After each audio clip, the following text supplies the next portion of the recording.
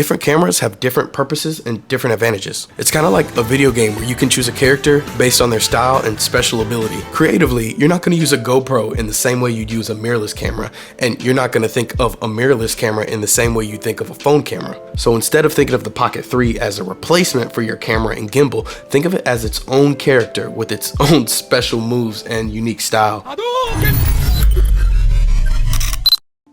And so a lot of people generally get the Pocket 3 to replace what they would be getting in a mirrorless camera. A lot of beginners and hobbyists like to get the Pocket instead of one of those cameras, and even some professionals will use this instead of their actual camera on a gimbal at times. And that is completely fine, 100%. But in only using the Pocket 3 as a replacement for a mirrorless camera, now that's where you're limiting yourself. So instead of limiting your thinking to camera replacement, gimbal replacement, let's think, what is it that this camera has to offer that all the other ones don't?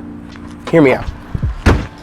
First off, the Pocket 3 in a lot of cases can completely erase the need to have a second person there to shoot for you to get things like angles or the camera following you. And so look, I know you can set your camera up on a tripod or find a nice rock or something nearby to set your camera up on, but at the end of the day, that's still a boring stationary shot, and people are easily gonna be able to tell whenever you're using that tactic. And so I don't think many people get how much of a game changer the active track with remote control from your phone on this tiny camera really is. I mean, vlogs, filmmaking, just overall storytelling. So I know we have active track on things like drones or phone gimbals, but most people just kind of don't have a drone, especially with all the laws that are going crazy now. And with phone gimbals, you do have gestures, but you still don't have that aspect of remote control. This gives you the ability to completely replace the need to have a second person.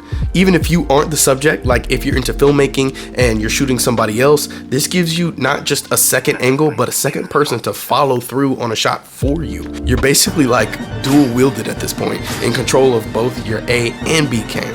Next, the Pocket 3 also allows for some professional flexibility in more ways than just going through the motions. And so while I've loved to pop out my Pocket 3 sometimes when I'm on a professional shoot, I've actually found a pretty dope and innovative way to incorporate it into my professional shoots, and that is attaching it to my camera rig.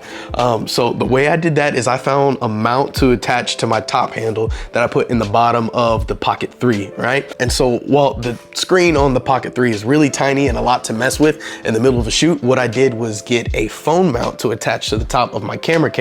And then I added one of my phones on there to be basically the screen, the monitor, to be the monitor for the Pocket 3. So with that, I can see whatever this screen is, and I have a much bigger and easier to reach screen to control the gimbal or active track or any settings that I may need to change. And I found this to be a huge advantage in two ways.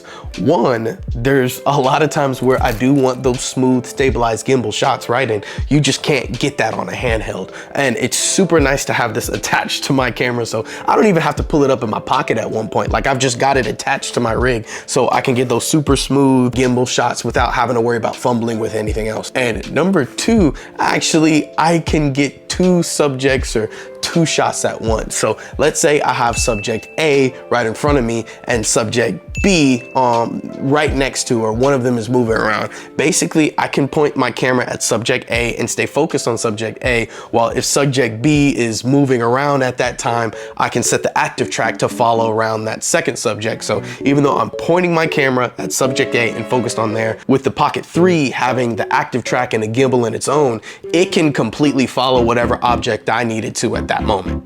Does that make sense? And for a lot of people, I know this is gonna be too much and too complicated, but I found it to be really useful. And there's even been shoots where I found at the end of it, I'm using more footage from the Pocket 3 than I am from the actual camera itself. And so up next comes our super heavy hitter, the creative shot control. Different cameras have different approaches for being creative. A 360 cam has the advantage of capturing everything around it. The Insta-Go is a super tiny camera that has a lot of unique ways you can wear or place it. So here, let's think, what creative freedom does the Pocket 3 give me that most other cameras don't? And this comes in more control over your creative shots, once again through your remote control gimbal and your active track. As far as placement goes, you can do everything that I'm about to say with other type of cameras, but in my opinion, you can do it better with the Pocket 3. For example, we've all seen the shot in the fridge.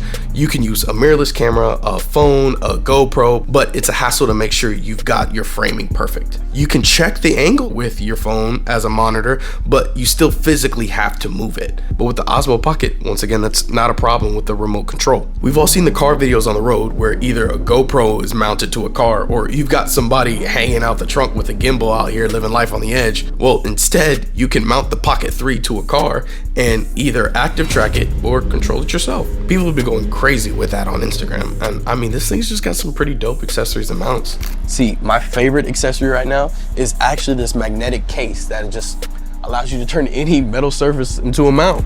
I actually made an entire video on this mount already that I'll link in the description, but basically it's opened up a world of opportunity on the type of shots that I can get, the angles that I can come from, and where I can mount my camera when I'm out and about. I mentioned some examples, but honestly, you can run wild with this stuff. I mean, creative shots are ultimately up to the creative. And so the limit on how unique you can make your shot is up to you. Bottom line, you just want your stuff to look different than everybody else's and have a feel and a workflow that just feels natural to you. Speaking of natural, it's important for your footage to look natural. So if you already know a lot about cameras, this isn't gonna be new to you. But if you're still learning things, I want you to take your hand, put it out in front of you and give it a quick shake.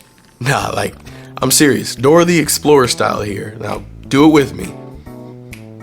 All right, so you see that blur when you look at your fingers? That's called motion blur, and it's something your eyes naturally see with movement. And you want your camera footage to look as close to natural movement as you can, or it can be kind of jarring to watch. But see, on the Pocket 3, that is a problem for you because your shutter is out of control. See, if you don't know what shutter is, basically it's that part of a camera that goes click, click, click, click, click to take a bunch of pictures, right? And video is essentially a whole bunch of moving pictures.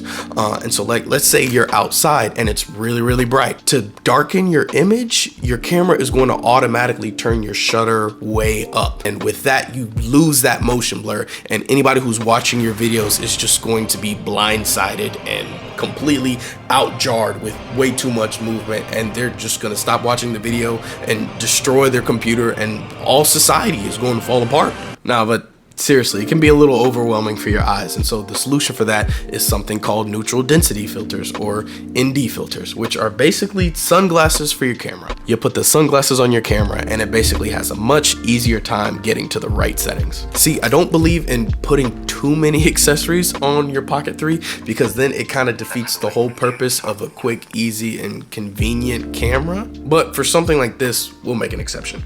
I already use ND filters for the Pocket, and I mentioned that in other videos, but here we have some that Teleson actually sent to me specifically. Now, this wasn't paid, this video isn't sponsored, they sent them to me for free, and they're not even seeing this video before I post it, so this is my own true opinion. But I'll tell you, I'm really rocking with these.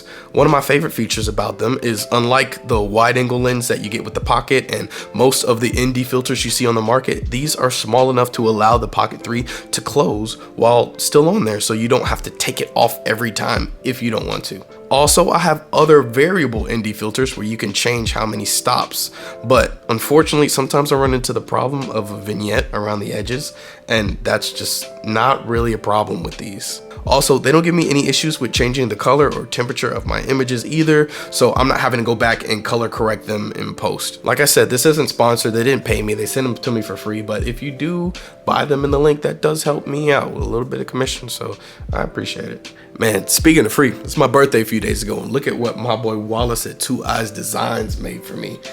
Future YouTube legend. Now that is some big shoes to fill, some high expectations. I don't know if I'll ever make that status, but you know what?